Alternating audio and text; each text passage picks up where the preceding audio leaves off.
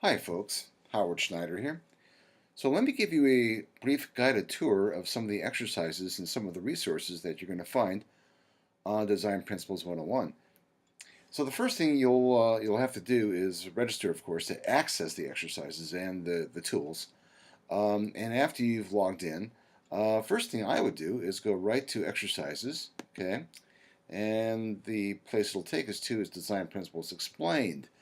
And obviously, this is where you sort of get introduced to the terms, the idea behind design. We sort of define design, give you a definition for easy reference. We define design elements, and we really get into what the design principles are all about, hence the nature of the website. So close that out, and here you can just go to virtually anywhere, any one of these, and you'll see that there is some bullet points, text definitions, and you'll also see a couple of icons down over here. You'll see the YouTube video, which will give you a deeper visual explanation as to what's going on in each individual design principle. Forms repeat in nature. Forms repeat in music. Yes, they do. Forms Yes, they do. And arts. you'll see a lot of examples taken from the Museum of Modern Art with their kind of permission, of course, New York Times, and you'll see a variety of different examples that reassert what the definitions, how they apply in real life. Okay, so this again, primarily for critical discussion and analysis. Um, you'll see a variety of artworks in painting and sculpture and graphic design, photography that really sort of help you flesh out how these individual principles apply. And then we've also have these Pinterest boards that I put together, which further get into the more, again, critical analysis and discussion as to how examples in real life apply or are applied from what these design principles are all about. So that's kind of fun. So the next thing we'd get into is the exercises in rhythm. And here you'll see a couple of resources over here. This is a little video on rhythm itself, and this sort of gets it's this silent little video, but it sort of explains how rhythm manifests itself in every aspect of the world that surrounds us, and in the natural world and in the visual arts as well. So that's something that's pretty important. Make sure we don't play that, and there are corresponding exercises over here that you could do either traditionally or digitally. You do not need to know the software to get to do these exercises, okay? But I do have a couple of videos made. One video is on 3 software approaches to the same exercise. So let's say if you want to go digital, but you only have, like, say, Illustrator, you could do all these exercises using Illustrator. This video explains it to you, okay? But I also explain elsewhere that here's a more robust series of videos.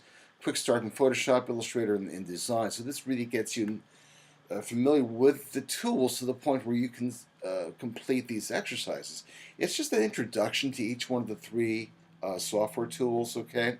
But again, you don't need these tools. You really don't. I mean, imagine, just take some sticks, some stones, sand, a blanket, a cool magazine, an umbrella, a pair of legs, a camera, and a resourceful mind, and you'd be home free, okay?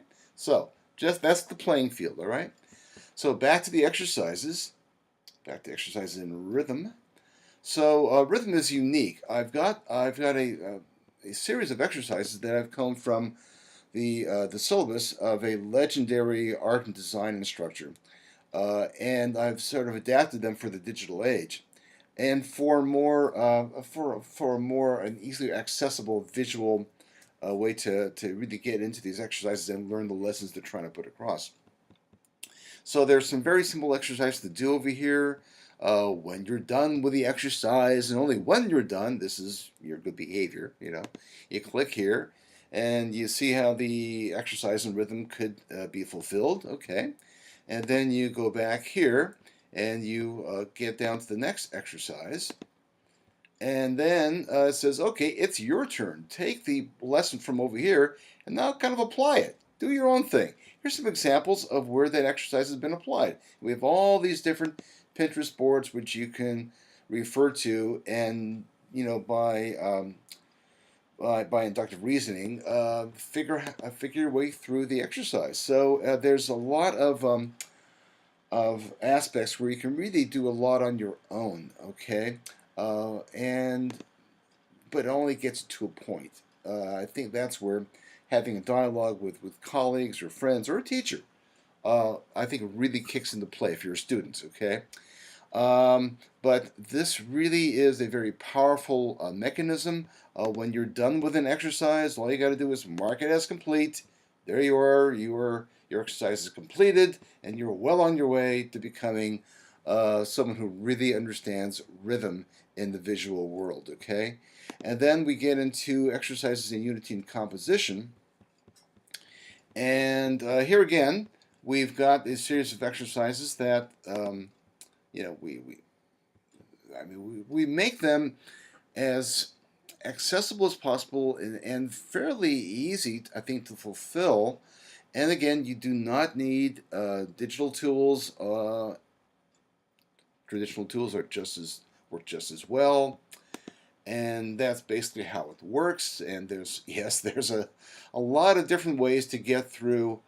A lot of different steps to get through completely to get through exercising unity and composition. But here's the thing: if you refer a student to this website, maybe all they need to know is something extremely basic.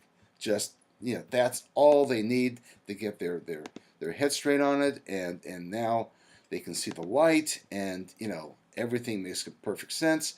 Or maybe they need to get through all of positive negative exercises, and maybe touch on repetition and variation.